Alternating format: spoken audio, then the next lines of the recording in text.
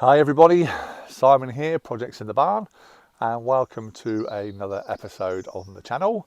And today's video is going to be a little bit different from the quite intense amount of videos we put out on the Jaguar XKR and the rear subframe removal.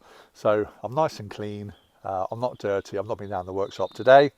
But yeah, we have some new news for the channel, and that is we may have bought another car. We'll come to that in a minute.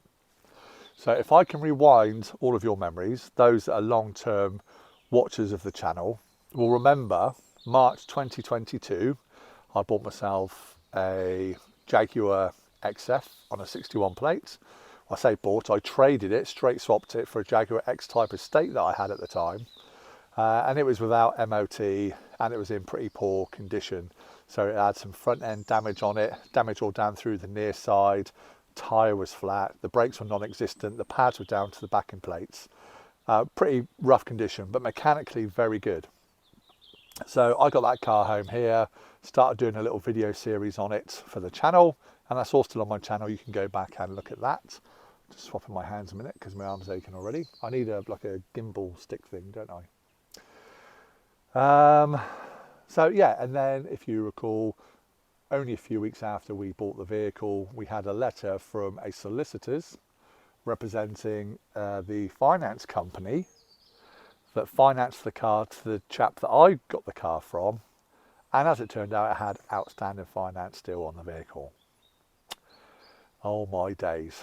So that's been a bit of a nightmare, to be honest with you. So this has been going on for 2.5 years. With solicitors' letters and me countering the solicitors' letters and having to provide evidence of where I bought the car from, who I got it from, provide evidence of the advert, how much did I pay, which I did. Happily give it all to them, thinking it's not my problem, I'm the innocent victim here, I've been stooped.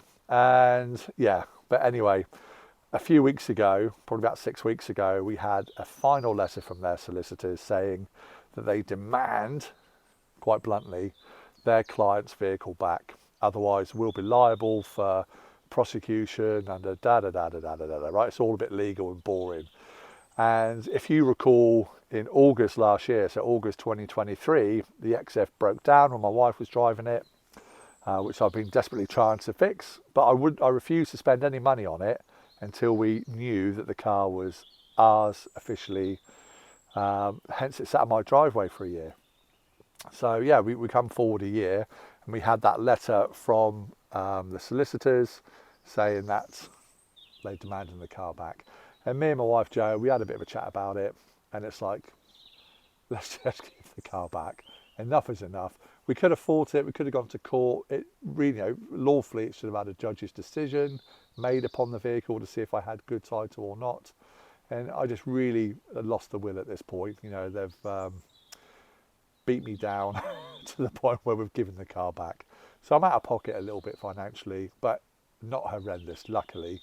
Probably to the tune of about £1,000. But, I had the car for a year on the road, or about 18 months on the road. So £1,000 for 18 months worth of driving, I don't think it's too bad. And that's how I'll look at it. Otherwise, it will start annoying me. So, you live and learn, don't you? So yeah, about 4 weeks or so ago, that vehicle was recovered. We had a recovery man come down to see us with letters and stuff like that. And he was a really nice guy. We helped him out loading the car and stuff like that. And he's taken the Jag away. The worst thing about it is, I was chatting with him. The car was going straight to auction and to be sold, spares or repairs. His fee alone was more than the value of the Jag. And if you put the registration number of that car now into DVLA's website, that number plate no longer exists, which means the car's been scrapped. So unbelievable, really. And I was never given the opportunity by the solicitors to make a settlement figure to keep the car. And had I have said, okay, well, here's 500 quid for argument's sake, don't worry about sending a recovery man down, I'll keep the car, they still would have been better off than continuing with the action that they did. But, he says that the recovery man said it happens all the time. And these big, because it was through BMW Financial Services that were the financiers of the vehicle, they had the payment plan in place with the previous owner who I got the car from. They said they'd rather do that than, you know, lose face and let me get away with it. And I was like, yeah, but let me get away with what? So I've done nothing wrong. I'm literally like the innocent victim in something that shouldn't have been happening. But like I say, I put it down to a life experience now. So let's fast forward from when it broke down last year and to when it was recovered 4 or 6 weeks ago to today. And I've been and bought myself a new car, as I said at the start of this monologue. And should we go and look at it? Come on, it's on my driveway. So we've picked it up today from Bournemouth, which is about a 45-minute to an hour drive from where I live. And it had just come on eBay about 30 minutes before I saw it. And typically, spares or repairs, it's got 3 days left on its MOT. And it needs a few bits and pieces doing to pass a new MOT. So shall I show you what it is? I'll turn you around on my slightly damp and muddy driveway to have a look at it. So, ta-da! Surprise, surprise, I've bought myself another Jaguar. In fact, I bought myself a Jaguar XF S for sport. So it's the 280 brake horsepower model, premium luxury. The colour is a very, very, very dark grey. So we're losing the light a little bit now. So the top time is, so I look at my watch, coming up for 7 o'clock in the evening. So we're losing a bit of the light. But yeah, it's a very, very dark grey colour. Year 2011. And I'll say it's the XFS Premium Luxury. So it's got all the reversing camera, heated and cooled seats, premium sound system, Bowers and Wilkes, I think it is from memory. Da-di-da-di-da. And I've just driven all the way back from Bournemouth to my house, driving like an absolute charm. But like I say, it's got 3 days left on the MOT. The MOT history is pretty decent on it, with the usual failures for tyres and ball joints and brakes throughout its life, but nothing horrendous. Yeah, really good looking car. And the interior also is very nice, great combination. So it's the cream leather. There's a reason I locked it, I'll tell you about it in a minute.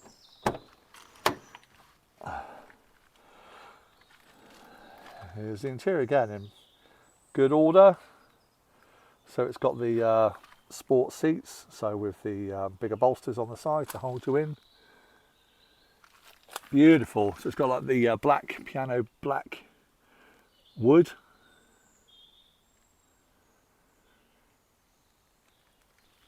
There we go. It's on 99,500 miles, which is a lot of miles, I know, but not for one of these. My last one had, I don't know, 130, 140,000 on it.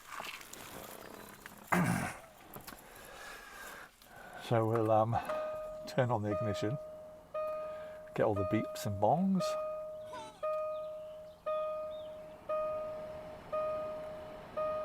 And we'll see, let me turn off my heaters if I remember how to do it. Oh, look at that. Hang on, I've got to start the car up so I can tell you one of the faults. Oh no, it's still there. Right, let me shut the door, it'll stop bonging. That is the problem. DPF full, see handbook. And it's red as well, not amber. So that's why the guy has sold it. And also, so there was two faults. The DPF full, and which has got the engine management light on, and I've got a horrible crack in the windscreen, which will obviously need replacing for the MOT. So let's clear those faults.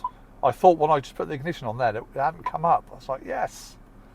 But I'm hoping I'll be able to force the regeneration myself and say clear it off myself. So there we go. So there we have it. That's the new car. You can see how disgusting it is, dirty.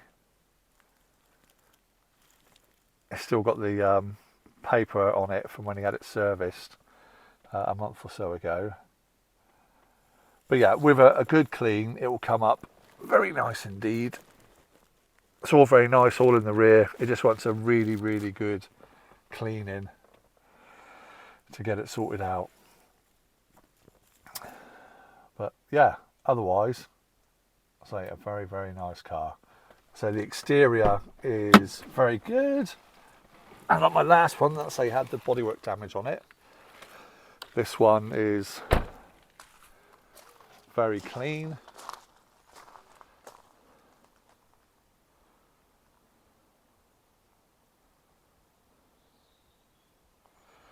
And yeah, the guys have spent £1,000 on it, having it serviced and a couple of tyres put on it. And it was booked in for its MOT on Monday, and literally the crack appeared on the windscreen today, pushed the stone chip, and which resulted in a crack. Obviously it's not going to pass an MOT with a cracked windscreen, so that's something we need to address.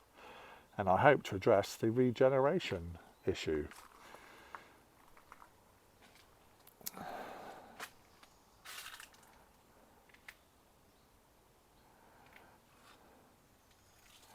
So yeah, very, very pleased. And it gives me another Jag, is my daily, because we are selling our T5. So the transport is going to go. We're going to finish off a few bits and pieces on it that I've been meaning to do all summer, not got around to doing, just to tidy it up a little bit, get it more presentable for sale. And the transport will be going, which means the Jag will become my daily driver. So I'm probably going to park the Porsche up now for the winter time. I don't really think I'm going to sell it yet, so we'll park that up for the winter, ready for next April. Again, there's a few jobs still to do on that, and we'll keep this my daily drive. So yeah, looking forward to getting those bits and pieces done. So I am going to drive it around the next couple of days until the MOT expires, which I say it's the 8th of September today. It expires on the 11th of September. So Wednesday. So if I can get the windscreen sorted out and clear the DPF filter, then happy days. Because other than that, it drove absolutely lovely. And I've got to buy something that needs a bit of work doing. Otherwise it's a bit boring, isn't it? So there we are. So if I can get it all done, then I'll hopefully be taking this car up to Gaydon in a couple of weeks. For those in the know and those that are not, there's a event up at Gaydon, so the British Motor Museum. I think it's the 22nd of September. As myself and a few others are going up there just to have another look around. We went up there last year. Really, really enjoyed it. Met a load of new people. Made some good friends. So hi to all of you. And yeah, we just want to do it again. So yeah, I've booked up to go to that. So anybody that's going to the Jaguars Day at Gaydon on the 22nd of September 2024, I will be there with some other familiar faces for those that follow this channel, and so we look forward to seeing you there. So yeah, so follow along. I'll keep you updated as to how the car goes and if it passes its MOT okay. I'm not sure how I'm going to do the windscreen yet, whether I'm going to have to buy it myself or go for the insurance. We'll have to see what the excesses and stuff are. Oh, that was my arm. So yeah, I'll keep you all posted. But for me, for now, thank you so much for watching. And if you haven't done so already, please hit that subscribe button, hit the thumbs up button, hit the likes button, share it with your friends and family. And I'll see you next time. Projects in the bar for more from me, the XF, and more importantly at the moment, the XKR. So I'll see you all soon, everybody. And maybe I'll see you all at Gaydon if you go there. Take care, everyone. See you soon. Bye for now.